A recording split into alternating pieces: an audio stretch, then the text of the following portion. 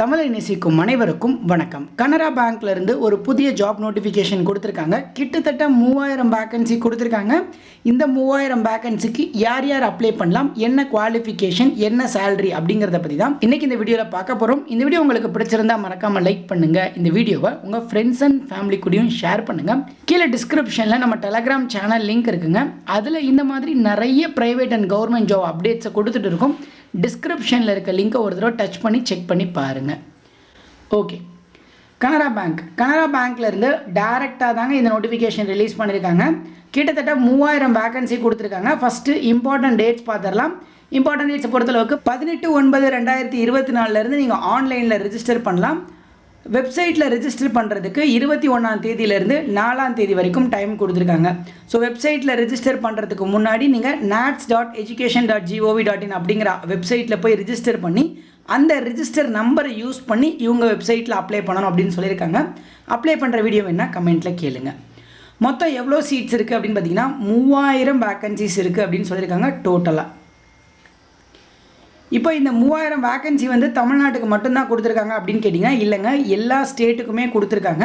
So இதில் தமிழ்நாட்டுக்கு எவ்வளோ வேக்கன்சி அப்படின்னு பார்த்தீங்கன்னா 350 வேக்கன்சி தமிழுக்கு கொடுத்துருக்காங்க. ஸோ தமிழ் தெரிஞ்சிருந்தால் மட்டும்தான் இந்த வேலை உங்களுக்கு கொடுப்பாங்க. இப்போ எலிஜிபிலிட்டியில் ஏஜ் லிமிட் கொடுத்துருக்காங்க பாருங்கள். 20 வயசுலேருந்து 28 வயசு வரைக்கும் இருக்கக்கூடிய அனைத்து பொது பிரிவினரும் இதுக்கு நீங்கள் அப்ளை பண்ணலாம் அப்படின்னு சொல்லியிருக்காங்க. இதுவே நீங்கள் SC/ST கம்யூனிட்டியை சார்ந்தவராக இருக்கீங்க அப்படின்னா கிட்டத்தட்ட 33 வயசு வரைக்கும் அப்ளை பண்ணலாம். அதே மாதிரி OBC அப்படின்னு சொல்லக்கூடிய BC, MBC, DNC, BCM இந்த 4 பேர் அந்த OBC கீழே வரதுனால நீங்கள் 31 வயசு வரைக்கும் அப்ளை பண்ணலாம். அடுத்து கல்வி தகுதின்னு பார்த்தீங்கன்னா மினிமம் நீங்கள் ஏதாச்சும் ஒரு டிகிரி முடிச்சிருந்தா போதுங்க. இந்த போஸ்டிங்ஸ்க்கு டைரெக்டாக அப்ளை பண்ணிக்கலாம். அதே மாதிரி உங்கள் 10th 12th தமிழை ஒரு பாடமாக எடுத்து படிச்சிருந்தா மட்டும்தான் இதுக்கு அப்ளை பண்ண முடியும். நீங்கள் ஒரு வேளை CBSEயில் தமிழ் எடுக்காமல் ஹிந்தி படிச்சிருந்தீங்க அப்படின்னா அப்ளை பண்ண முடியாது.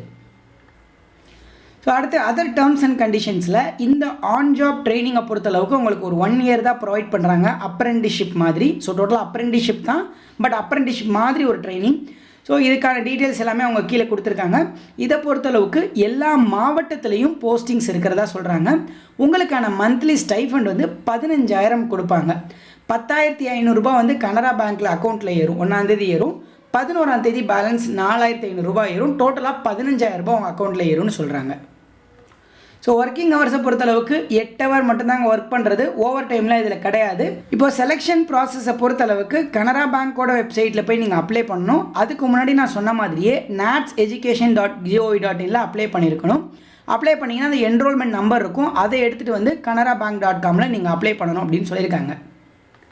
ஸோ நீங்கள் அப்ளை பண்ணதுக்கப்புறம் எக்ஸாமினேஷன் இல்லாமல் பர்சன்டேஜ் ஆஃப் மார்க்ஸை கன்சிடர் பண்ணி அதன் மூலமாக ஒரு மெரிட் லிஸ்ட் ரெடி பண்ணுறாங்க.